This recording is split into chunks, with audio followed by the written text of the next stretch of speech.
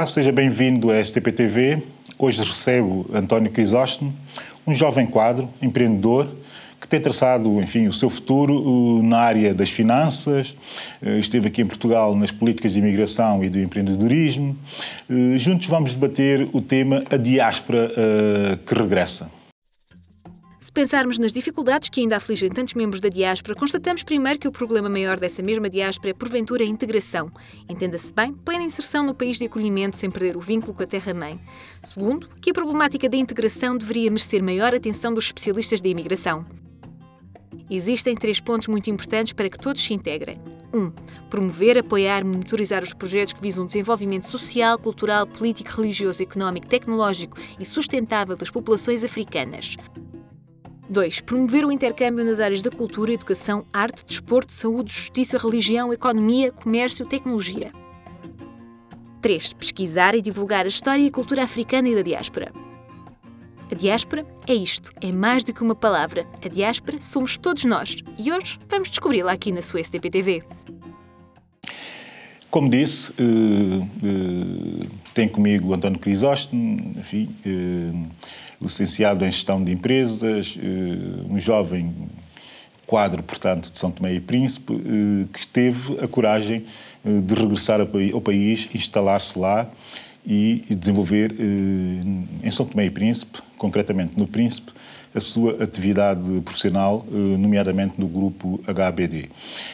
António Crisóstomo enfim, habituei-me a ler com atenção e a trocar ideias com ele, com muita atenção e com alguma intensidade nas redes sociais. Tem uma visão muito rica sobre as coisas do país, uma visão, enfim, enaltecedora e também crítica, como qualquer boa visão tem que ser. Portanto, tomou a decisão de regressar ao país. Uma decisão muito difícil para muitos quadros, enfim, que optam por fazer a sua carreira fora dos seus países, nomeadamente na Europa e alguns outros, noutros contextos continentais, e que estão hoje a regressar à África, enfim, à procura do seu espaço e à procura da sua comodidade com a sua identidade. António, boa tarde e obrigado. Obrigado, boa tarde. Olha, é o seguinte, vamos logo começar por essa decisão que é uma decisão dura para muita gente, que é, enfim, ter uma carreira na Europa, enfim, ir fazendo a carreira na Europa e, em determinado momento, decidir-se ao regresso, pelas razões que sejam. Enfim, não nos interessa muito aqui a razão, interessa-me é saber que impulso é esse de regressar, o que é que te empurrou, enfim, em termos pessoais, e não propriamente em termos íntimos, mas em termos pessoais, a regressar a São Tomé e Príncipe. Ok, muito obrigado mais uma vez. Então, Trabilho, diria o contrário. O que é que me fez vir para Portugal? E pronto, necessariamente agora o que me fez regressar é a Ilha do Príncipe. Nesse caso, é a Ilha do Príncipe, não é? Eu, quando saí de São Tomé e Príncipe para Portugal, vim com um sonho, certamente, como todos os jovens, pronto, tem sempre um sonho, uma vontade, um querer, não é? Vim nessa perspectiva, vim fazer uma formação técnico-profissional, não é? Mas sempre com o desejo de um dia regressar e dar o meu contributo, portanto, à minha terra natal, que é São Tomé e Príncipe, e especificamente a Ilha do Príncipe.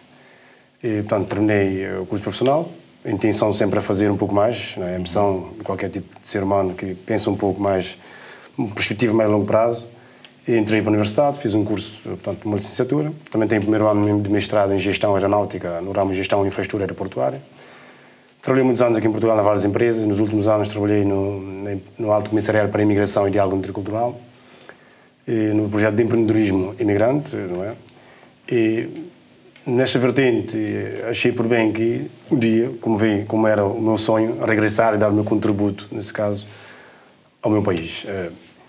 E nessa perspectiva, no ano passado, curiosamente, questão também da amizade, o novo secretário regional de Infraestrutura fez-me um convite pessoal, portanto, decidi trabalhar com ele na Ilha do Príncipe como assessor. Portanto, foi nessa perspectiva também questões familiares, isso foi um impulso, digamos assim, que levou-me a regressar à Ilha do Príncipe.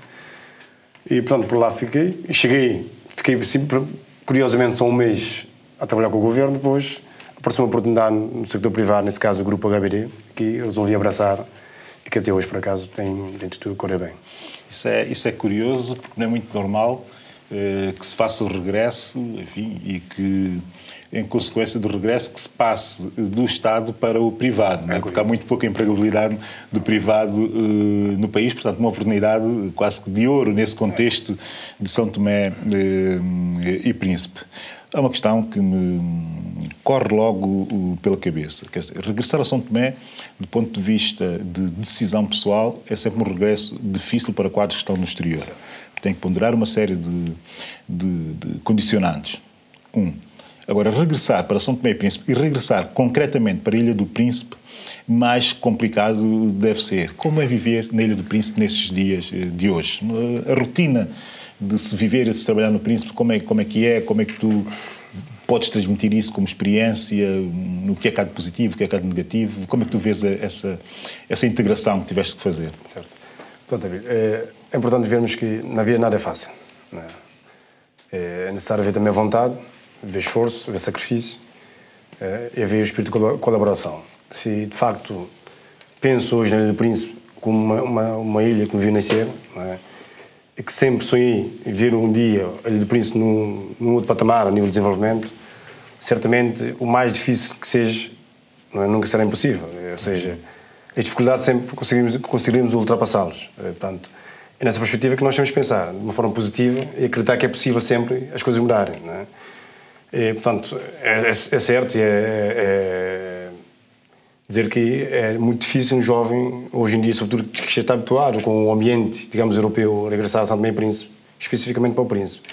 Mas, como disse, a vontade e o querer determina tudo. Não é? Portanto, ultrapassa-se todas as dificuldades e obstáculos que poderão aparecer. E, nessa perspectiva, tudo torna fácil. Não é? Se nós encaramos as coisas como impossível, assim já torna um pouco mais difícil. Mas vendo como possível e acreditar que é sempre possível, então as coisas já ganham outro contorno e tornam muito mais fácil e conviver com as pessoas. Portanto, no fundo, nós estamos a falar de um universo de cerca de 7.000 habitantes, não é? Portanto, somos poucos, a ilha é pequena, e temos também uma outra perspectiva de encarar a Ilha do Príncipe, as pessoas que lá vivem, como uma família. Torna muito mais fácil nós interagirmos, lidarmos com as pessoas, sem haver grandes complicações, sem haver grande dificuldade. Não é? Portanto, não vejo assim, do meu ponto de vista pessoal, não tenho assim grande dificuldade, até que eu costumo dizer aos meus colegas que eu encaro a vida como militar. Tem que adaptar a qualquer circunstância, qualquer ambiente, de forma a ser fácil ultrapassar os obstáculos que poderão surgir. Então, portanto, é a mesma questão de força de vontade para adaptar-se a essa nova realidade. Contudo, regressas, como disseste há bocadinho, regressas para trabalhar como assessor no governo regional. Pouco tempo depois estás a trabalhar numa empresa privada que é hoje uma empresa, de certa forma, de referência no contexto de São Tomé e Príncipe e até mundial, face à exposição que a Ilha do Príncipe começa a ter em determinados níveis, não é? Nos últimos 2 anos começa a ganhar uma centralidade tremenda ao Príncipe por 2 vias. Uma via da estabilidade governativa regional, que existe, de facto, e outra via por um investidor estrangeiro que cria uma empresa e que entende por bem investir fortemente na Ilha do Príncipe. Muita gente que conhecia o Príncipe antes da HBD diz que depois da HBD que nada é ou será como de antes, no sentido em que as transformações têm sido muito relevantes e muito favoráveis para a Ilha do Príncipe. Como é evidente, nem tudo pode ser considerado excelente, não é? Certo. Mas isto é obviamente um processo. Como é que tu vês esse processo de adaptação da HBD ao Príncipe e do Príncipe à HBD? A relação flui? Diria que sim, e é importante, como disse o Ovílio, é um processo, não é? Se é um processo, as coisas têm os seus trâmites normais, devem ser percorridos, devem ser desenvolvidos até chegarmos à meta onde nós desejamos. O que eu acho importante é que hoje, de facto, como disse, a Ilha do Príncipe não é aquilo, pelo menos, que eu deixei anteriormente. Isso é uma realidade e temos que conviver com isso, temos que aceitar isso com normalidade, não é? Porque hoje nós temos um príncipe que é património mundial da biosfera, não é? Hoje temos um príncipe que é o primeiro e único hotel em África com uma certificação internacional de turismo responsável, portanto. Nós temos um príncipe hoje, digamos, com uma cidade digital, onde todos os jovens, no final da tarde, à noite, fim de semana, pronto, sentam na praça e navegam livremente, não é? A internet, que permite a ligação para o mundo, a pesquisa, a investigação por aí fora. Nós temos hoje um príncipe onde o paludismo, que era um dos fatores muito crítico, não é? E provocava muitas mortes, temos um paludismo totalmente controlado. Só dizer que, se formos hoje ao príncipe, tanto por via marítima como aérea, há uma equipa de pessoal de saúde destacada no porto e aeroporto para fazer rastreio. Se porventura o passageiro ou a pessoa, nesse caso, for identificar com uma temperatura para além do normal, que se estava no corpo, é dirigir automaticamente para o hospital, não vá para casa. Portanto, temos aqui, no fundo, temos aqui um controle, não é? E um processo totalmente diferente daquilo que anteriormente existia. E hoje também podemos dizer que, a nível de jovens formados no Príncipe, temos os jovens em várias áreas. Portanto, já temos muitos jovens formados na Ilha do Príncipe nesse momento e mais diversas áreas. Estamos a falar de engenheiro civil, de engenheiro florestal, estamos a falar de sociólogo, psicólogo, portanto, médicos, gestores, contabilistas, economistas, portanto, mesmo jornalista, pessoal de comunicação social. Isso também é uma grande vantagem que nós temos no Príncipe. E, acima de tudo, é importante que saibamos conjugar aqui essas vertentes, a vertente natureza e a vertente o homem, não é? Que é, no fundo, aquilo que até hoje que nós, portanto, temos a reparar, a preocupação do governo regional em preocupar com essa vertente. O homem é a natureza. E não é em vão também que o Príncipe hoje é o património mundial da biosfera. Portanto. E é importante também haver aqui uma sintonia e uma relação de amizade entre o poder político e o poder social, e nesse caso a sociedade civil. Não é? Portanto, havendo aqui uma interação em que o poder político consegue compreender a sociedade e vice-versa, certamente construiremos um príncipe que todos nós desejamos, que todos nós queremos. Portanto, eu acredito que sim, acredito que com a entrada da HBD houve uma mudança significativa no príncipe, não é? Portanto, e acredito que daqui a médio e longo prazo teremos um príncipe totalmente diferente daquilo que é hoje. Portanto, que é o sonho, certamente, de todos os principiantes e de todos os São Tomenses de uma forma geral. Com certeza e sem dúvidas nenhumas. Mas o que me choca, e choca muitos São Tomenses de uma forma geral, é o seguinte, não é? Que é, no Príncipe conseguiu-se essa estabilidade político-governativa, de certa forma também uma paz social, não é? Uma relativa paz social, e com base nisso conseguiu-se atrair esse tipo de investimento, não é? Desejando, como é óbvio, que o investimento da HBD não seja um investimento exclusivo ou exclusivista relativamente à ilha. Enfim, deve-se diversificar, como é óbvio, a carteira de investidores internacionais e até locais. Pronto, isso é um princípio básico. Mas a questão é, isto aconteceu no Príncipe, ou está em dinâmica de acontecimento no Príncipe, mas não acontece na ilha principal, ou seja, em São Tomé, na ilha de São Tomé, não é? Que é exatamente o contrário disto tudo que nós estamos aqui a dizer, que há muita instabilidade político-governativa, por via dela aumenta o risco de investimento, como é evidente, e diminui drasticamente a capacidade de atração de investimento privado estrangeiro, por falta de continuidade de políticas e de continuidade de trabalho da própria administração e do próprio Estado.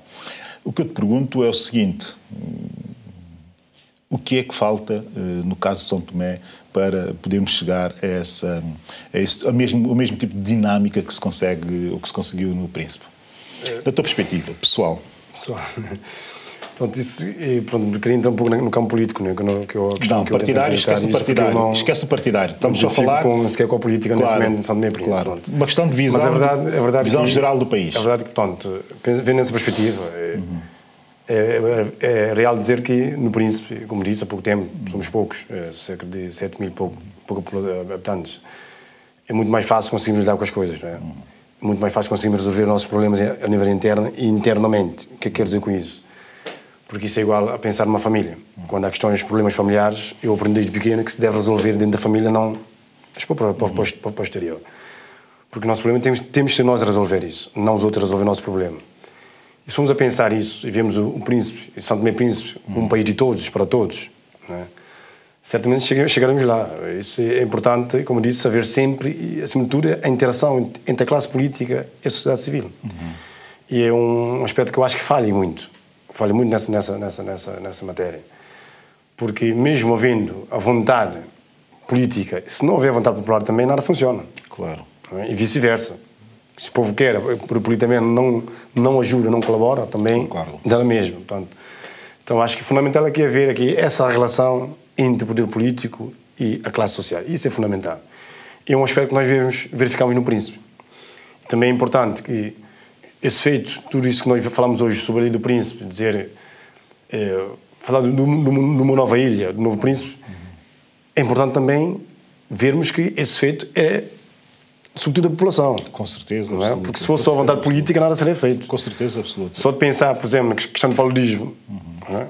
Lançou-se uma campanha e houve aderência em massa da população, e para conseguir controlar o paludismo hoje, quer dizer que toda a população envolveu nesse processo e está consciente nisso, e sobretudo da responsabilidade que cada um de nós devemos ter para com a sociedade. Portanto, São Tomé, creio que falta um pouco mais disso, e um pouco mais da gana de ser santomense. A vontade de ver São Tomé crescer, a vontade de ver São Tomé atingir um outro patamar. Falta isso. Porque todos nós somos São Tomense. Todos discutimos, identificamos como São Tomense, verdadeiro São Tomense. Mas, no fundo, na prática, não vemos isso. Porque falta também demonstrar um bocadinho disto. Não é? Não basta dizer que somos. Basta também demonstrar que somos. Não, o que estás a dizer é curioso, eu vou-te interromper para dizer o seguinte. E há aqui um outro elemento, que é um elemento, obviamente, que do meu ponto de vista, que desequilibra. Não é? O Príncipe teve, de certa forma, a vantagem de ter tido, de vir a ter, ou de vir tendo uma liderança política de Tosé Cassandra, que é o presidente do governo regional, completa e totalmente virado para esse tipo de experiências que enriquecem. Sim. Muitas críticas que se possa fazer a Tosé Cassandra há de sempre ter que reconhecer essa sua grande capacidade para viajar pelo mundo, ver o que é que se está a fazer de bem no mundo, contactar pessoas, saber fazer a carteira de contactos, saber desenvolver e trabalhar a carteira de contactos e depois arriscar no momento certo num determinado tipo de decisões que têm que ser decisões políticas favoráveis ao território e aos seus habitantes. Nisto, Tosé Cassandra tem sabido, de facto, tem sabido fazer, e ninguém lhe pode negar este mérito. Enfim, critique-se o que se quiser, mas esse mérito ninguém lhe pode negar. Aqui a questão é a seguinte, isto é uma questão de liderança, como eu dizia. Mais difícil se torna criar-se e solidificar-se, consolidar-se, esse tipo de lideranças num universo tão complexo como é o universo de São Tomé, não é? Que é um universo tremendamente competitivo do ponto de vista político, não é? Em que as dependências dos interesses, pelos interesses políticos é muito mais intensa e muito mais dificilmente se vê emergir uma liderança tão estável, em termos de política governativa, como a de Tosé Cassandra. Isto sou eu a dar uma opinião, como é óbvio, aqui em conversa. A questão é a seguinte, faltam mais líderes com esse tipo de características ao país, não é? Não só no Príncipe, eu digo São Tomé e Príncipe de uma forma geral. Sem dúvida. Portanto, a questão de Tosé Cassandra, nem vou pôr em causa isto, e claro. por isso que nós estamos hoje no patamar onde nós estamos. Claro, não é? O trabalho é reconhecível. É reconhecível, nem sequer podemos pôr em causa essa questão. Portanto, e tocou num ponto de facto importante. E fui-me lembrar até, inclusive, quando em 2010, 2011, eu participei numa formação cá em Lisboa, na Academia Ubuntu. E o tema era Novos Líderes Africanos. E, curiosamente, durante a formação, havia lá o grupo, a maior parte era do Palop, eu era único de São Tomé e Príncipe, não é? E quando nós falávamos da liderança, e, portanto, aqui o formador pediu que cada um dos elementos presentes identificasse um líder do seu país. E dizer, por exemplo, que cabo-verdiano e guineense não tiveram dúvidas de dizer que era Mica Cabral. Não é? O angolano também não teve dúvidas de dizer que era Agostinho Neto. E o moçambicano também não teve dúvida de dizer que era o Chamara Marcelo. Mas o São Tomense teve uma dúvida. Pois. Quem é o líder São Tomense? De facto, é um problema grave. E que, se calhar, o que vive em São Tomé e Príncipe é isso. É falta de liderança. Não é lidera mais, é falta de liderança. Falta de um líder, que nós não temos. Aí não temos. Tínhamos. Digo eu tínhamos, porque quando eu cresci na altura, tínhamos uma referência do líder. Eu lembro perfeitamente, quando era miúdo, e quando muitos de nós, colegas jovens, miúdos, quando íamos cortar cabelo, a tendência de todos os jovens na época, na altura, era fazer um corte no cabelo, fazer um risco no cabelo. O risco do Dr. Pinto da Costa. Dr. Pinto da Costa. Porquê? Porque todos os jovens queriam ser como o Pinto da Costa, queriam ter um corte no cabelo do Pinto da Costa, na altura. Hoje isso não se verifica. Isso quer dizer que houve aqui a falta de manutenção de uma liderança. E posteriormente, o que acontece? Aparece muitos em querer demonstrar também ser líder. E chegamos num ponto que não temos liderança em São Tomé e Príncipe. Porque se é um país onde todo mundo é líder, então, na prática... Ninguém lidera nada. Ninguém lidera nada. Portanto, porque não há respeito pelas pessoas. Ninguém respeita ninguém.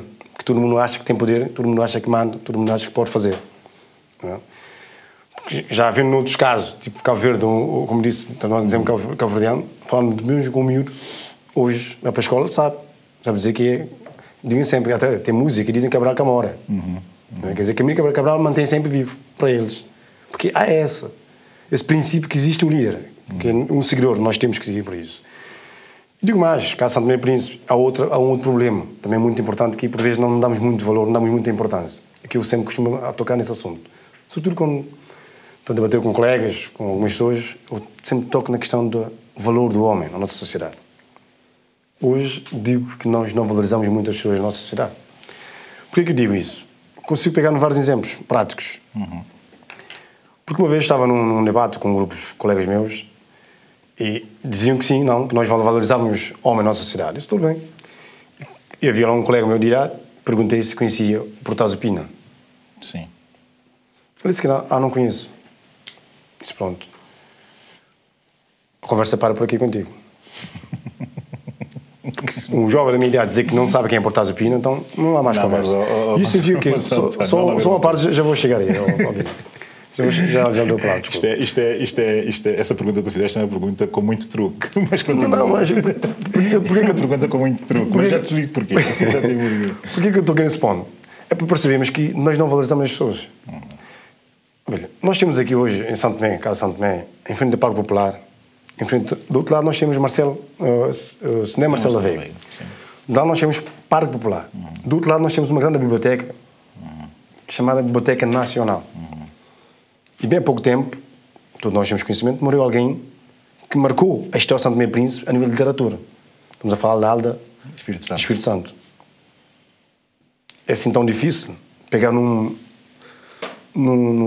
edifício como esse, ainda que mantesse a Biblioteca Nacional, mas acrescentasse o nome Biblioteca Nacional Alda Espírito Santo. Eu acho que não é assim tanto. Sim. Isso é reconhecer uma pessoa, não é pegar numa sala do Liceu Nacional e pôr o nome de Alda Espírito Santo. É diferente. Uma coisa é reconhecimento nacional, a outra coisa é reconhecimento a nível local. Totalmente diferente. Não é? Eu falo disso, também posso tocar no caso do Francisco Silva. Quando faleceu, todos os deputados eram unânimes que foi o melhor homem que apareceu dentro da Assembleia. Que era o homem da referência. Mas mesmo assim nós temos o Palácio de Congresso. Continua o Palácio de Congresso. Poderia ser Palácio de Congresso Francisco Silva. Não custa alterar o nome. Isso significa valorizar. Se vamos ver o caso de Cabo Verde, por exemplo, a César Évora, quando morreu, no dia que morreu, o aeroporto de São Vicente não tinha nome e passou a ser aeroporto de César Évora. O Nelson Mandela era ainda vivo quando o governo cabo-verdiano resolveu pôr o aeroporto de praia, aeroporto de Nelson Mandela. E são essas coisas, são essas pequenas coisas que fazem a diferença na sociedade. Porque as pessoas vão reconhecendo o valor um do outro e vão respeitando um ao outro. E, sobretudo, não custa reconhecer o valor. Não custa. Nós temos muita dificuldade em São Tomé e Príncipe a reconhecer o valor do outro. Eu reconheço que sim. E, sobretudo, há uma outra coisa que a mim me causa muita aflição, e aqui eu dou-te razão, que nós valorizamos muito pouco os nossos homens.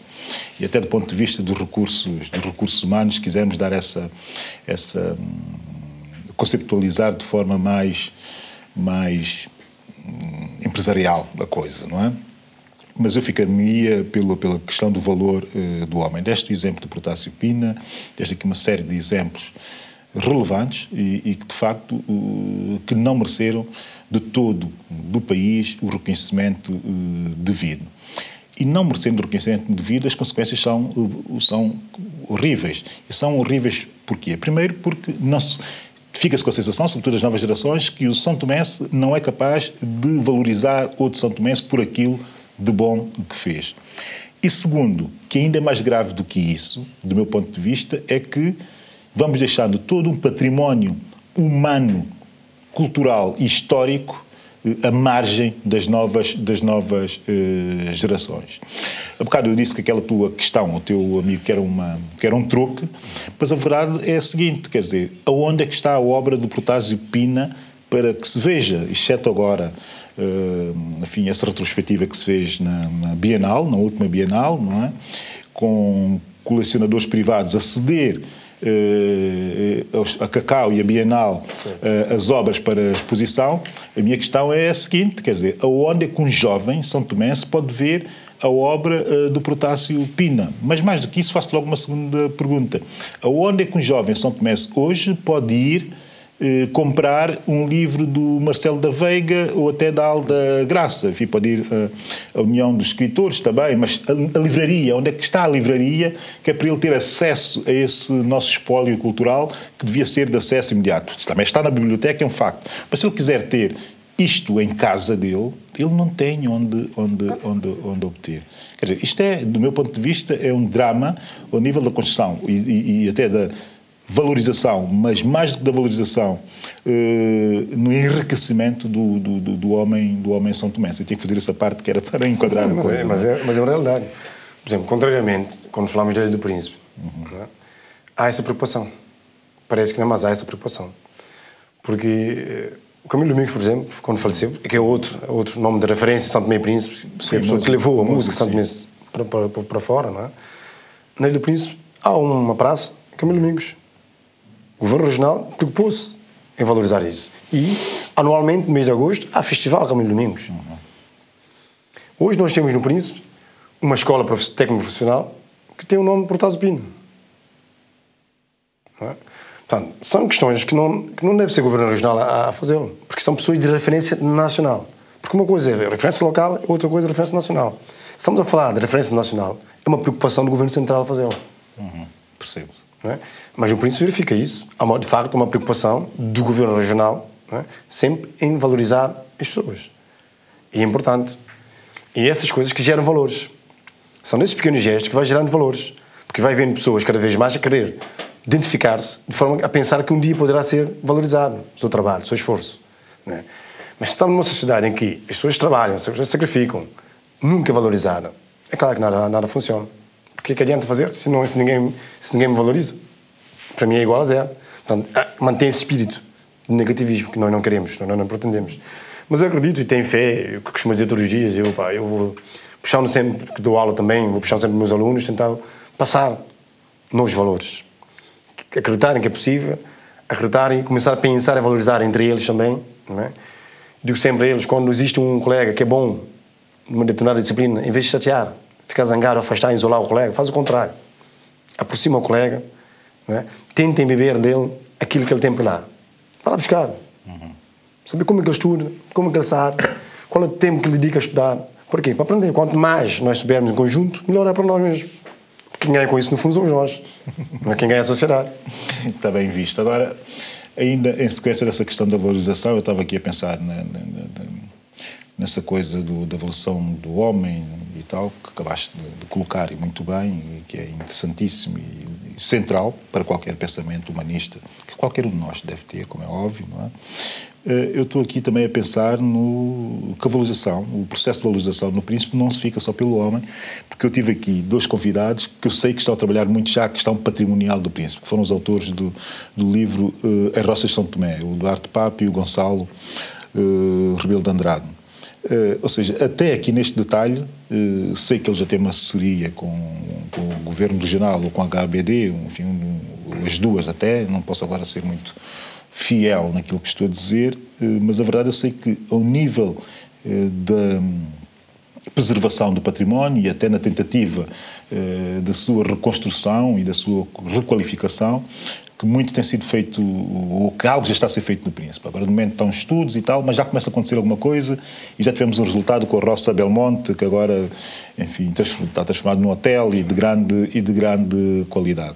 Portanto, aqui, no Príncipe, essa valorização do homem e também já começa a pensar e a falar, e bem, na valorização do património. Portanto, essas duas componentes a serem trabalhadas e bem trabalhadas, não é? Claro, repara, como eu disse inicialmente, nós estamos a falar de uma ilha património mundial da biosfera. Claro. Há que ter preocupação nesta vertente, nesta matéria, não é?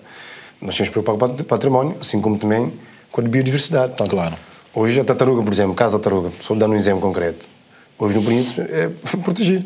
Não é? E lemos vários artigos nos jornais que é o refúgio das tartarugas. Ainda há pouco tempo, um dos maiores refúgios e mais bem tratados do mundo. Não é? E as pessoas em si também já começam a ter consciência disso. Portanto, porque no fundo, vê-se que é um processo em conjunto, ou seja, como eu disse inicial, portanto, não é só a preocupação do governo regional, também já é a preocupação da população em si, não é? Em contribuir nessa vertente, nesta matéria. E as pessoas já vão preocupando em saber preservar, em saber cuidar, não é? Em saber dar valor às coisas. Bem há pouco tempo lançou, por exemplo, no Príncipe, uma campanha que era sobre a recolha de garrafa de plástico no Príncipe. Do início, uma campanha. Que era a troca de 50 garrafas de plástico, não é? Independentemente do tamanho, de que garrafa for, recebia uma garrafa da biosfera do Príncipe. Não é? Então, uma campanha foi lançada para a Gabidega em parceria com o governo.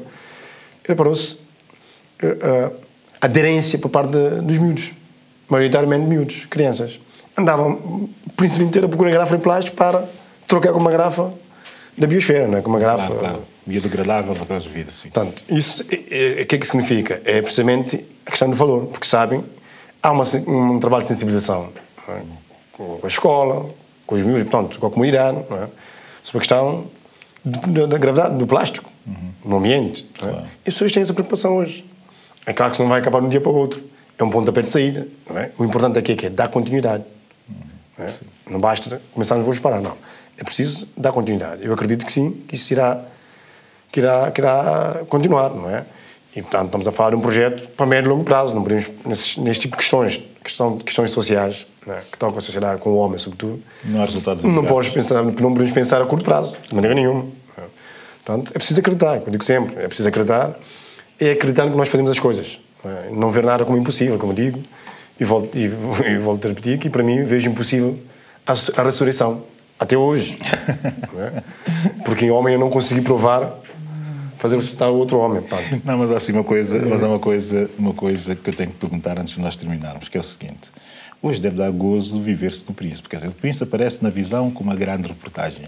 É património da biosfera, é um hotel eco-certificado, o primeiro da África, é um viajante americano que acabou agora de chegar ao Príncipe, diz que o país encontrou o paraíso, depois de visitar 193 países. Ou seja, o Príncipe está a ganhar uma centralidade que deve dar algum gozo. Quem lá está dentro ter a noção de que as coisas, de que estão a ser vistos e que há um trabalho a fazer-se que está a ser reconhecido lá fora. Isto deve dar gozo. Sim, sem dúvida nenhuma. Sem dúvida nenhuma. Isso também, cada vez mais, vai exigir mais responsabilidade por parte de quem lá está, das pessoas que lá estão. Portanto, isso é muito importante e acredito que há esse espírito no Príncipe e vejo na malta jovem, nas pessoas de uma forma geral, que existe esse espírito de pensar no Príncipe. Que nós queremos um Príncipe, não é? É importante isto, pensarmos naquilo que nós pretendemos por nós próprios. Isso aumenta muito a autoestima coletiva. Sem dúvida nenhuma. Eu acredito que, como disse, que futuramente teremos uma outra Ilha do Príncipe muito diferente daquilo que hoje é. António, obrigado. Obrigado eu. Basta de regresso brevemente, que tudo corra bem e abraços à família e até a minha família do Príncipe. Okay, muito obrigado.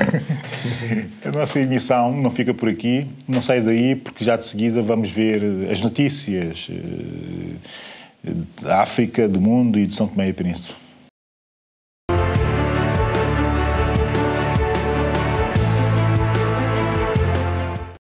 Estamos de volta para a rúbrica Notícias. Fique atento aos destaques internacionais.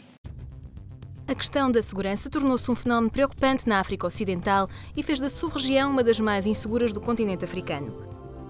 A preocupação foi expressa pelo Ministro das Relações Exteriores cabo-verdiano, Jorge Borges, que discursava na sessão de abertura da reunião das Comissões Nacionais de Luta contra Armas Ligeiras, iniciada esta segunda-feira na cidade da Praia, que até quarta-feira passou em revista as atividades em curso para a implementação da Convenção sobre Armas Ligeiras. A reunião visou, entre outros objetivos, estabelecer as principais atividades a financiar e identificar e formalizar as orientações relativas a comissões nacionais, contando com representantes além de Cabo Verde, da Guiné-Bissau, Benin, Burkina Faso, Costa do Marfim, Gâmbia, Gana, Guiné-Conakry, Libéria, Mali, Níger, Nigéria, Senegal, Serra Leoa e Togo. A África do Sul proibiu a entrada no país de moçambicanos detentores de passaporte manual ou certificado de emergência, exigindo passaporte biométrico ou certificado de emergência válido por um dia. Milhares de moçambicanos que pretendiam entrar na África do Sul tiveram os seus passaportes manuais ou certificados de emergência carimbados com a frase passaporte cancelado. Isto pelas autoridades migratórias sul-africanas. Foram assim impedidos de entrar no país. Tempo agora de espreitarmos a atualidade são tomense. Com a greve dos trabalhadores da direção dos transportes terrestres por resolver, o governo de Gabriel Costa pode vir a enfrentar mais uma dor de cabeça. Os funcionários da EMAI, Empresa Nacional de Água e Eletricidade, também preparam-se para entrar em greve. Os trabalhadores exigem aumento de salário na ordem dos 50%. Alguns argumentos que nos levam à solução ao aumento de 50% está na base da equiparação do salário da EMAI em relação a algumas empresas do Estado. Nós estamos aquém deste aumento. E depois, com a entrada do IRS, que tem a ver com 13%, atualizaram para 25% sobre o salário, nós recebemos mais preocupação ao longo disso. O pré-aviso de greve já foi entregue e o governo tem cerca de 7 dias para evitar a paralisação dos serviços da empresa de água e eletricidade. Já existem indicadores, tanto da empresa, da situação financeira da empresa, que possam indicar para um aumento, tanto não como eles pretendem, né?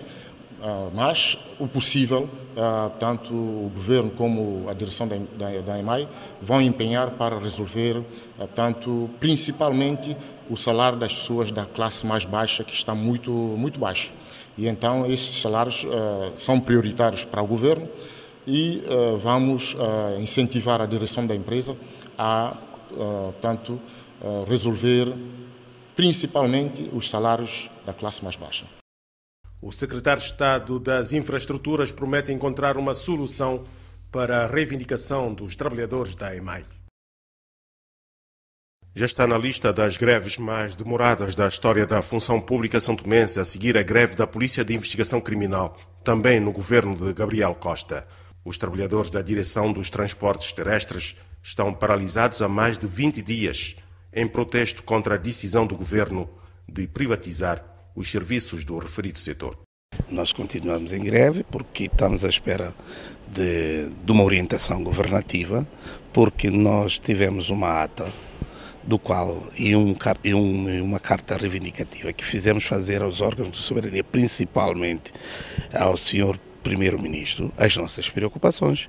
Por isso deixa-nos um pouco estranho quando o senhor Primeiro-Ministro diz que não sabe quais são as preocupações dos trabalhadores. É um pouco estranho isto, porque nós, para entrarmos em greve, teria que haver um caderno reivindicativo. E o senhor Primeiro-Ministro, ao mesmo tempo, todos os órgãos de soberania do país tiveram acesso a este documento. Nós, com toda a preocupação, fizemos chegar esses documentos a esses órgãos, principalmente ao seu Primeiro-Ministro.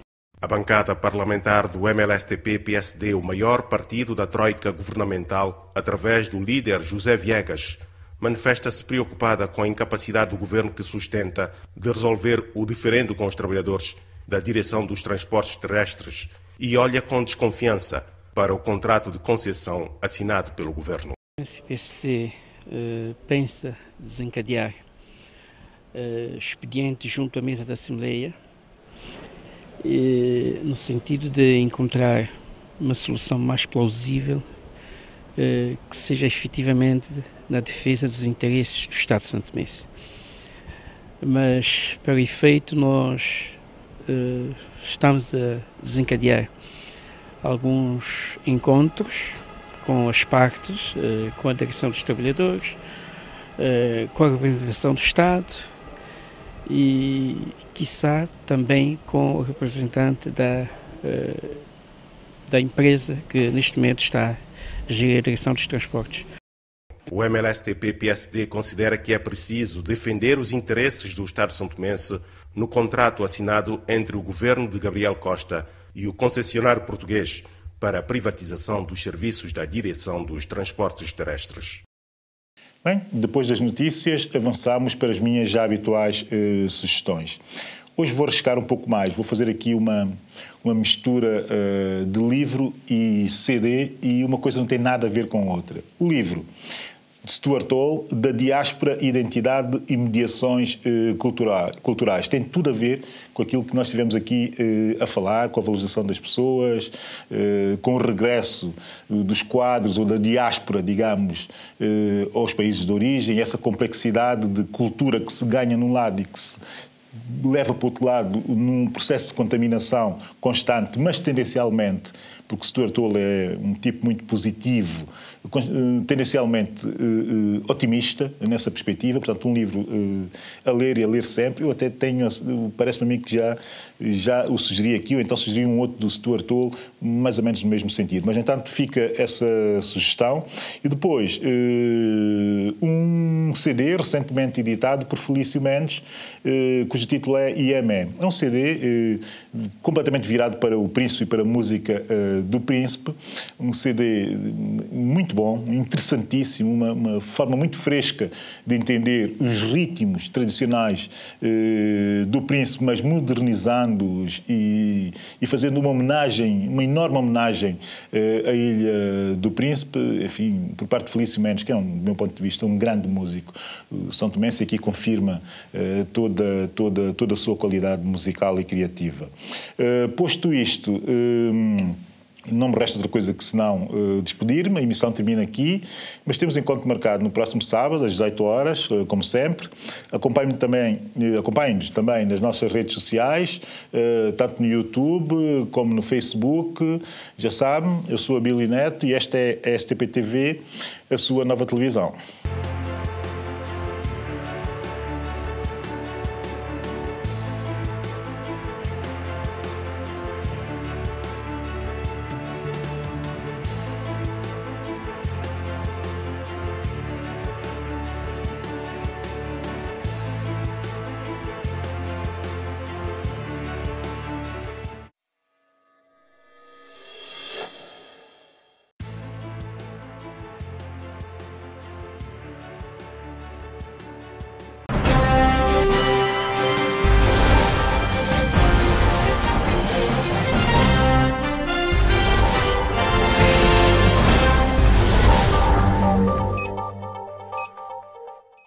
Olá, boa noite.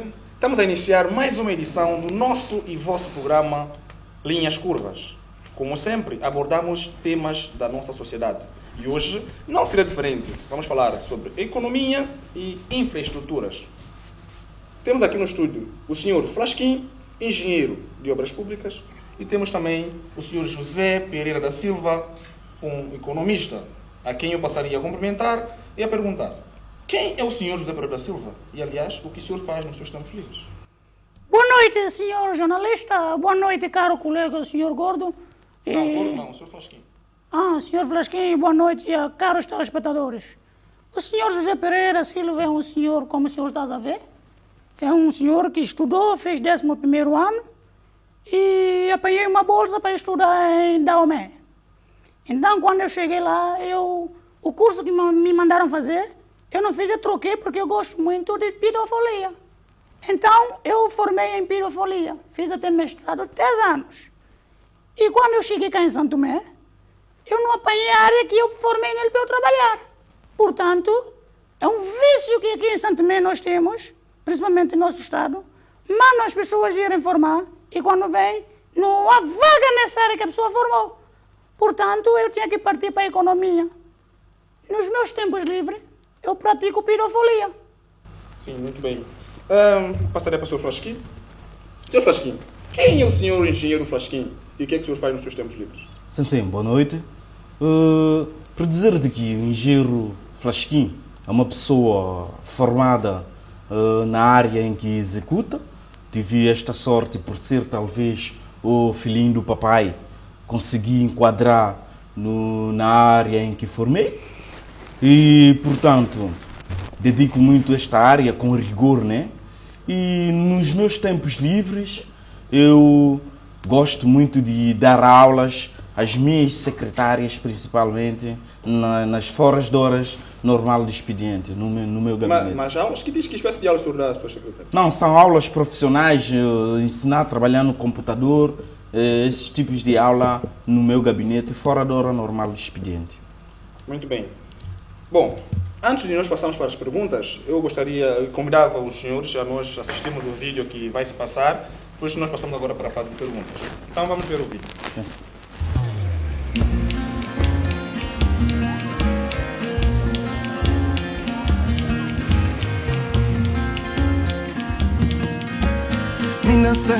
Comecei com café na Dominifa. Comecei, oh, café na Dominifa.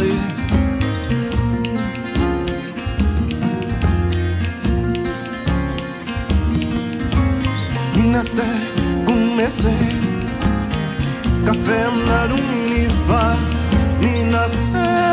Comecei, oh, café na Dominifa.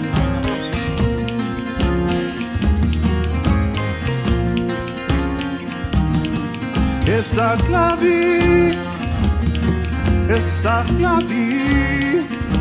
mas minha vossa clave, mas o dengue você, mas o dengue você,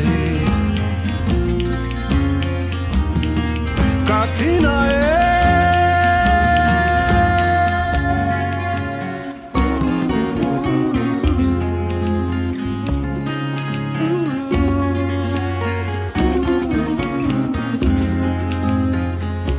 Nesse punta sunu, chiquaça capoçai, sumo fogo chinês, aí já tomei banho lá em cima já.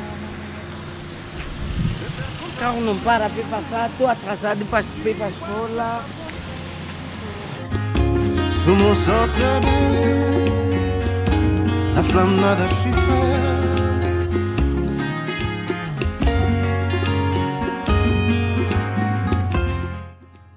Bom, como notaram, vimos aqui no vídeo a situação. O senhor, eu passaria a falar, senhor, já que é a sua área. Então, a que se deve todos esses buracos na estrada e esses edifícios todos que nós acabamos de ver em situações que põem em causa a saúde pública? Exatamente. Bem, por ser uma área em que eu executo há vários anos, né? E posso assim dizer sobre esta área com rigor, né? E com a postura própria. Para dizer de que os buracos na estrada não são coisas, os buracos não estão lá por acaso. Os buracos, por que São Tomé e Príncipe é considerada nas estradas ter a melhor estrada no mundo? Só pode dizer isso? Não sei. Melhor estrada no mundo, São Tomé? Sim. Isto por quê? Porque nós, ao invés de taparmos o buraco na estrada, deixamos o buraco de forma a manter sempre lombas e valetas nas nossas estradas. Isso é uma estratégia para manter sempre lomba e valeta nas nossas estradas. E o que é que se passa? A estrada não está lá má coisa. Porque nós, se vamos para zonas rurais, zonas mais longínquas da nossa capital, vemos, por exemplo, as senhoras lavadeiras, depois de lavarem as roupas, estendem roupa ao lado da estrada. Na mesma estrada passa carro, passa cães, passa bicicleta, passa moto. Hoje já com esse trânsito de motoqueiro por aí fora. Imagina se não tivesse nas estradas de São Tomé e Príncipe buracos para servir de lomba e valeta. Muita morte. É por isso que a nossa estrada é considerada a melhor estrada do mundo. O senhor está a perceber? Sim, e relativamente a esses edifícios que estão na cidade todas tudo degradado, eu acho que põe em causa a saúde pública. Sim, relativamente ao edifício, é que é o seguinte, as pessoas quando falam, as pessoas têm que saber o que falam, ou então procurar um gabinete adequado para lhes dar a explicação. Percebe? Por quê? Sim. Obrigado. Sim, pode continuar a falar, não há problema nenhum. Como eu ia dizendo, as pessoas têm que procurar um lugar adequado para lhes dar a explicação. Por quê? Há um país aí vizinho que é uma cidade onde ganhou melhor cidade não, assim, ganhou patrimônio cultural, né? E a cidade chama Cidade Velha. O senhor sabe por quê? Não, por acaso Por a cidade ser velha. Todas as casas que são feitas na era colonial, é bom que o Estado preserve. Deixa, mesmo se o teto está a cair, deixa. Mesmo se não está com boa pintura, com bom aspecto, deixa. Assim nós tenhamos sempre a nossa cidade preservada como um patrimônio feito desde a era colonial. Então, as casas estão degradadas, estão assim mesmo nas empresas agrícolas. É uma estratégia mesmo do Estado manter as casas degradadas. Muito bem. Está apontado o seu parecer. Senhor José Pedro da Silva, sim. E relativamente à passadeira, será que o nosso Estado não tem dinheiro para construir passadeiras? Porque que nós podemos reparar, não há passadeira, não se respeita mais os peões. Olha, meu senhor, dinheiro o Estado tem, mas não há necessidade de haver nenhuma passadeira na nossa cidade. Como assim? Isto porque é uma estratégia também, porque tudo que nós estamos a falar hoje é na base da estratégia. Porque não vale a pena construir passadeira. Porque se o senhor pode notar, alguns anos atrás, até mandaram partir todos os passeios da capital. Isto é por quê? Para os peões andarem na estrada, para o motoqueiro limpar. Até criaram uma associação dos motoqueiros, que é para limpar as pessoas que andam na estrada. Porque isso, muitas pessoas também, está fazendo a nossa economia está muito alta como está hoje. É mais ou menos isso, não há necessidade de passadeira. Muita pessoa que está fazendo a nossa economia está muito alta. Muito bem. Eu não sei, mas eu acho que as pessoas estão a confundir, porque eu acho que a situação não está boa, as pessoas dizem que está bem, mas... Não está boa como?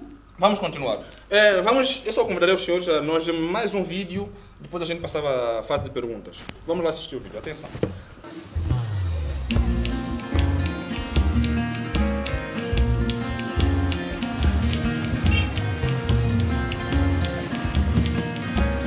Minase, comecei o café na dominifa.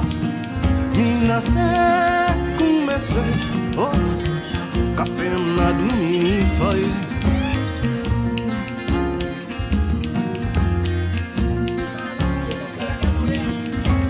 Minase, comecei café na dominifa. Minase, comecei café na dominifa.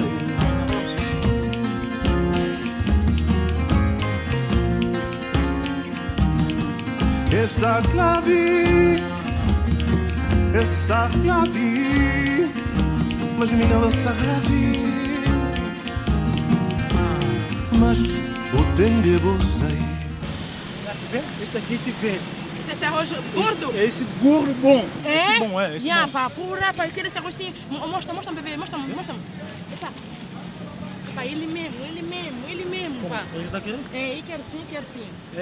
É 520 conto. 500 quanto? 520 conto. Não, che, pelo amor de Deus, conto. Não, che, não. Eu trouxe 360 conto para levar um saco de arroz. Freguesa sabe que coisa agora a gente procura muito arroz. Não. E quando há muita procura, preço aumenta. Não, preço não pode aumentar, preço não pode aumentar. Senhor, preço não pode aumentar. Há arroz no país ou não há arroz?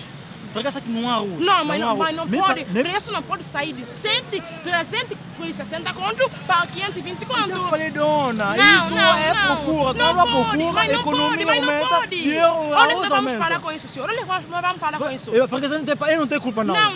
Ele não tem culpa. Se vai que arroz, vai que isso é economia. Não, mas não disseram que arroz chegou? Não disseram que arroz chegou? Disseram que arroz chegou? É. Não há arroz. Então aquele outro que chegou, aquele novo que chegou. Não, tem que ir para casa com arroz, Ou se não tem esse novo.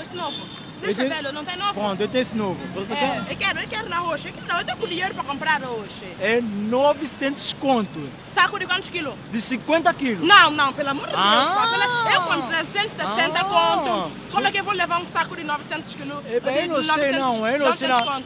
Senhora, eu não quero falar mais. Só não quero comprar arroz. Vai mal de senhora. Como é que eu com 4 filhos dentro de casa vou passar nessa situação? Criança não quer comer banana. Como? Sem arroz no país. Senhora, a única coisa para fazer, vai comprar homem de economia. Suspensão econômica. Não pode. Então vai comprar ele. Não pode. Ele se culpa de nada. Você não tem nem quilo a vender aquilo. Ele tem quilo, é 22 contos só quer. 22 contos, e 1 500. quilo de arroz saiu 14, 15 contos por quilo para estar vendendo 22 contos e 500. Isso é uma brincadeira. Sabe numa? É brincadeira. Vai plantar bananeira. Vai plantar bananeira. Não é brincadeira. Vai plantar bananeira. Vende arroz para mim, vende arroz para mim. Vai plantar bananeira. Mata bala. Vende arroz. Vai plantar mata bala. Tá brincando? Mas não pode ser, senão vai continuar assim. Falta 2 contos e 500. Falta 2 contos, não tem 2 contos aqui. Basta vou desarrascar meu troco. Basta vou desarrascar meu troco. Espera que eu estou para dar senhor. Tá brincando? Isso é uma falta de respeito. Isso que onde a gente está nessa terra. Tá aqui tronco do senhor. Ninguém diz nada, ninguém responde nada. Tá brincando com essa coisa, né? Eu não sou culpado não. Vai plantar banana. Vai plantar banana, mata bala. Vai plantar. Tu bobo. Quer malecando isso, ou quê? Che. Depois, nem patrão quer saber essa coisa, vem tirar-me do trabalho.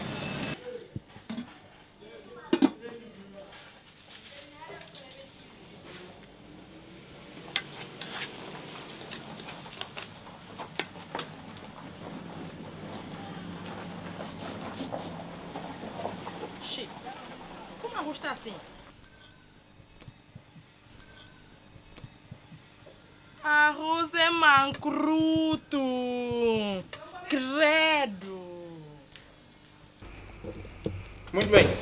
Bom, como os senhores acabaram de ver, o vídeo fala por si. Não é preciso dizer mais, nem tampouco argumentar. Então, passaria justamente para, como é a área da sua jurisdição, né, senhora como economista, para explicar. A que se deve essa situação do arroz? Olha, meu senhor, o que é que se deve? O vídeo está claro. O arroz está a vender a esse preço porque por culpa do nosso Estado. Porque não há necessidade de arroz acabar na nossa praça tão rápido assim. Meu senhor, se nós recebemos arroz, oferta. O nosso Estado pega no arroz, vende para os comerciantes. Os comerciantes também compram arroz na mão do Estado. Então, jamais que eu comprei na mão do Estado, eu vendo a preço que eu quiser. O Estado não tem autonomia de falar-me nada, porque eu comprei na mão do Estado, eu vendo a preço que eu quiser. Outra coisa, nós estamos a reclamar arroz tanto por quê? Nós plantamos arroz? Nós não plantamos arroz. Então, se nós queremos comer arroz, vamos criar uma estratégia. Como eu falo sempre, vamos apostar como existe manga de projeto, Sim. existe goiaba de projeto, Sim. carambola de projeto. Sim. Por que então nós não pensamos em criar arroz de projeto? Nós plantamos arroz e botamos adubo no arroz, dentro de 10 dias, 15 dias, já temos arroz à vontade no mercado a vender. Ou não, temos que ir para a roça e plantar. Ou vamos plantar batata, mandioca, e milho, inhame. Nós temos uma vasta floresta. Mas nós não plantamos, então nós podemos estar aqui a reclamar do preço do arroz que está a vender, porque quem está a vender arroz comprou com o seu dinheiro. É mais ou menos isso. Muito bem. Há mais um ponto aí que eu vou destacar. Quando houve rumores que o arroz acabou, os inspetores foram lá investigar mesmo, os agentes econômicos foram lá investigar se havia arroz. E eles não encontraram arroz. Mas havia arroz ou não havia arroz? Olha, meu senhor, havia arroz, mas quem comprou arroz, sabe, quando a procura aumenta, o preço também aumenta. Portanto, se a procura está demais, a gente tem que guardar um bocadinho, guardar metade. Está vendendo um saco, 400, 500 conto, porque a procura está demais. É mais ou menos isso. Ou o senhor quer outra explicação? Não, tá. Outra coisa, que eu até me esqueci. Se arroz acabou no mercado, aonde que está o dinheiro? E arroz que acabou? Se arroz acabou, porque vendeu? Está depois de dinheiro onde? Que não arroz até agora não veio. Inclusive, um comerciante pagou o barco, foi buscar um arroz e veio com ele. É rijo, macruto, mas está no mercado a vender. Por acaso, eu ia perguntar esse arroz que veio, sinceramente, é um arroz que não tem como falar. O senhor viu pelo vídeo esse arroz, mas o que se deve? Esse arroz é como? Como é que é esse arroz? É um arroz? Bem, por dizer, isto não é a área da minha autoria, né? Mas eu tinha algo a dizer sobre o arroz que hoje está a circular no nosso mercado. Eu acho que, como viram que São Tomé e Príncipe, os santomenses gostam muito de comer banana-pão. E banana-pão é um alimento muito rijo. Quando a banana é muito bem criada, ela fica muito dura, mesmo sendo bem cozida.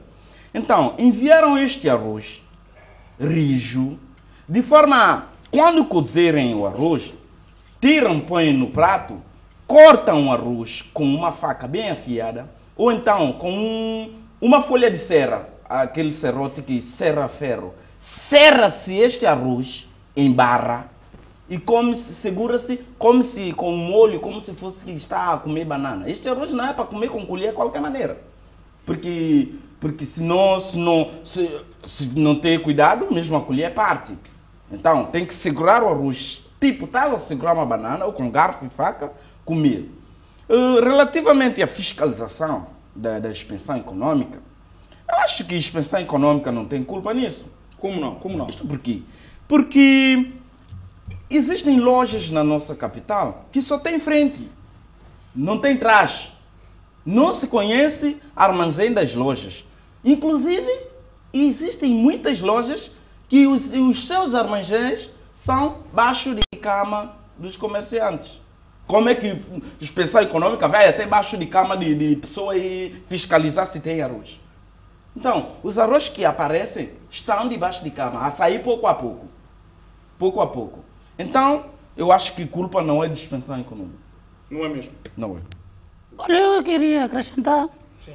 Nós estamos aqui em Santo Tomé a reclamar bastante no arroz, em vez de irmos plantar, estamos a reclamar arroz. Nós aqui até estamos bem. E pessoas de região autônoma. Oh, meu senhor. Como é que estão a passar? Oh, meu senhor, quanto a isso, eu acho que o meu caro amigo tem um bocadinho... não está bem enquadrado quanto à região autônoma do Príncipe. Isto por quê? Porque com autonomia conseguiram formar assembleia. Com autonomia conseguiram alargar o aeroporto. Com autonomia acharam por bem queimar bandeira. Com autonomia os jovens ficaram preguiçosos. Com autonomia a população parou de pensar. A região autônoma está bem. Então, não há nada a reclamar aí. Então, desculpa, meu senhor, eu estava pouco informado. Sim, sim. Sim, portanto, estamos nosso tempo, sabe como é que é, né? É muito curto, não podemos alongar muito, mas eu não sei se os senhores queriam fazer uma abordagem final, tendo em conta se esquecemos de alguma coisa para salientar.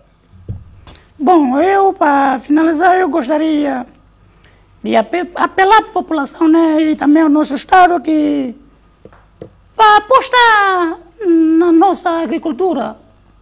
E não estamos a contar com os produtos que vêm de fora, porque nós temos potenciais e temos como subsair dentro do nosso país. Por isso, e nós até temos uma economia muito elevada. Oh, meu senhor, o senhor está me dando atenção?